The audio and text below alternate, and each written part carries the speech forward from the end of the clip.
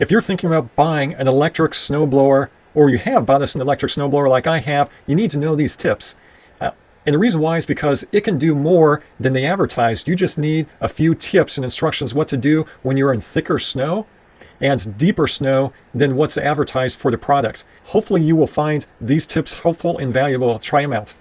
And this snow is definitely 12 inches, maybe a little bit higher. And so I'm going to kind of give you a tip on how to get through the snow, and I call it shaving. Now, there's some other guys on the internet, when you get really deep snow, they're talking about ramping it up and hitting it at the top and then hitting low with the blades.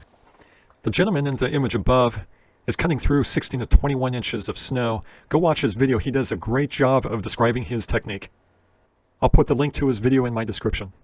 And so what I'm going to encourage you to do is try what I call shaving. And so you're going to come into it and do a motion as you're moving forward instead of just jamming it into the thick snow. Depending upon the snow, like how hard it is, how soft it is, it kind of determines how I vary the movements of the snowblower. Like for example, when I've got the snowblower up against really thick and deep stuff against the side of the van, if you can see right here, sometimes I can push just straight through it and it'll be fine. Other times I have to kind of like do an action like this. That I go in here and I kind of like shave it, pushing forward and shaving it at the same time instead of just jamming it or just pushing hard. Just depending upon the snow and the conditions and the temperature and the weight of the snow, you want to try to test and vary the movements in order to get the best effect.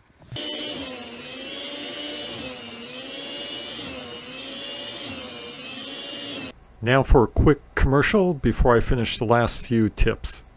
I want to make this video to make your life easier moving snow, but I also want to give you something more precious than that, is possibly move your heart closer to God. See, God, He put His heart out there and came in the form of a man named Jesus Christ, and He wants to move your world into His. But He's the owner of the company, and He's the owner of the world, and anyone knows that if you join a company, you treat the owner with respect and honor. His rules and His policies, you go along with them, because if you go against them, you're probably going to lose your job. Fortunately, Jesus Christ, the owner of this world, He's kind and loving and gentle, and He's given you the freedom of choice to either choose to work with Him and for Him so that He can bless you and forgive you, but you can choose to rebel against that and like go your own way, and He will let you go your own way. Even though He loves you and cares about you, and it breaks His heart, He loves you enough to let you choose what you want to do. And so I just encourage you, like I did, to come to a point of your life that you realize that you are selfish, self-absorbed, rebelling against Him and not loving Him or other people like He would want you to. So you're not going with His policies. And so like, I joined His company, I gave my life to Him, and I sure pray that you will do that too. So don't forget that Jesus Christ died for you. He's raised from the dead to prove His power over death, because He can save you and raise you and forgive you and set you free. Well, Lord Jesus, bless you, bless your family, bless your snow moving. Thank you for listening to the commercial. Now for the final tips. Ice and other stuff that's clogged in there is going to prevent the flow of the snow coming out. Don't take metal and don't use a knife, because that's going to scratch up the surface of the chute.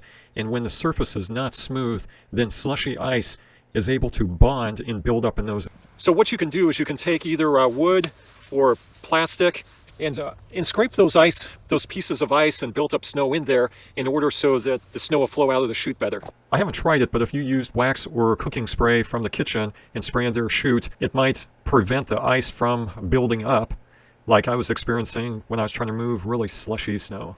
And also, when you're moving really slushy snow, if you try to tilt or angle the chute in any direction at all, it's going to clog it up easier. And so I had to basically have the chute coming almost straight out and pushing or throwing the slush in front of the blower in order to get it moved, instead of throwing it off to the side.